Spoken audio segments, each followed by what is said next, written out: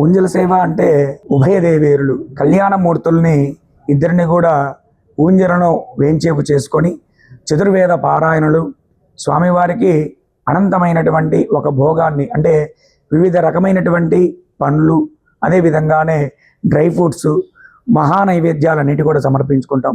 మనము మన యొక్క మానవుల యొక్క కళ్యాణం జరిగినప్పుడు వారికి వివాహ సమయంలో మొదట వధూవరులను ఇద్దరిని కూడా ఉయ్యరలో ఊపడం జరుగుతూ ఉంటుంది.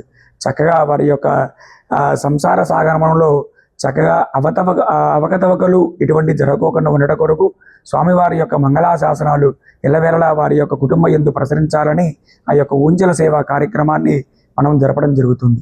కాబట్టి భక్తులందరం కూడా ఆ యొక్క ఏకాంత సేవా కార్యక్రమాన్ని పాల్గొని ఆ స్వామివారి యొక్క తీర్థప్రసాదము సేవించటం వలన ఎవరైతే సంతానము లేదో వారికి అందరికీ కూడా సంతానం కలుగుతుంది. వివాహం కాని వారికి వివాహం కలుగుతుంది.